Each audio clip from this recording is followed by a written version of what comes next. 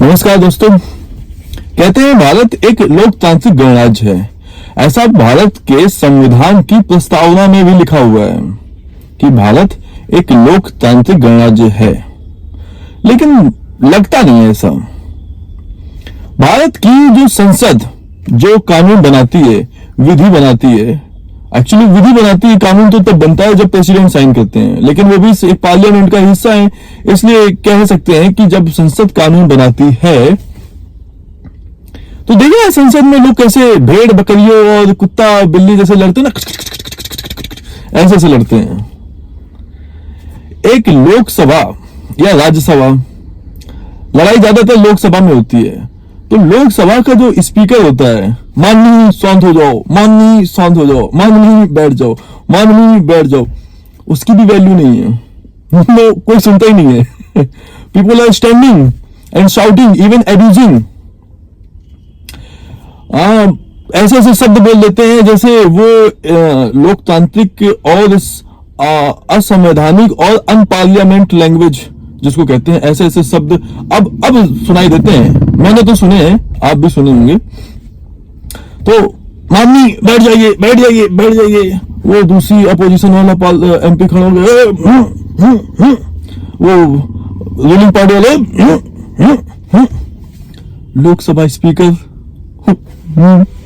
शांत मूक। सबसे पहले संविधान में या जो पार्टी अभी रूलिंग पे है उसको एक कानून लाना चाहिए।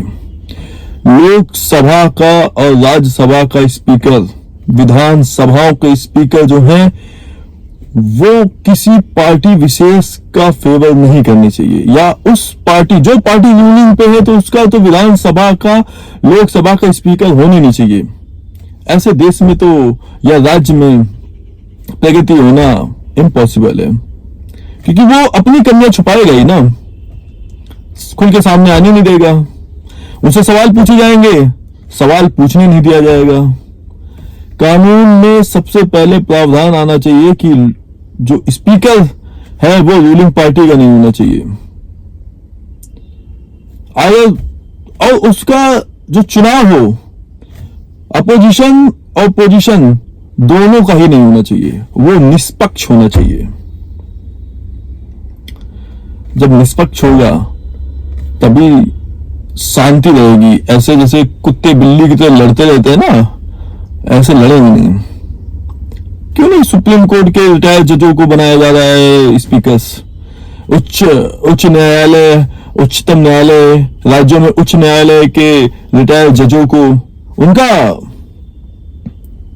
नॉमिनेशन निकालो, उनकी इलेक्शन निकालो। इलेक्शन होगा 5 साल के लिए, they will sit there and देखेंगे क्या है क्या नहीं है, तब देश में प्रगति होगी। ऐसे तो चल रहा है, 70-80 साल हो गए आजादी के बाद, अभी तक ऐसा नहीं आया। अब करो ना, क्यों नहीं करते हो? स्पीकर का पद पोजीशन और अपोजिशन दोनों का नहीं होना चाहिए।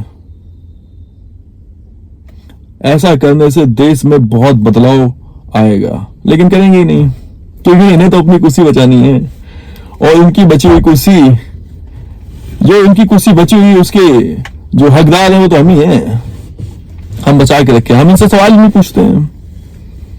ठीक है, मिलते हैं नए वीडियो में, तब तक के लिए नमस्कार, स्वस्थ रहें आप।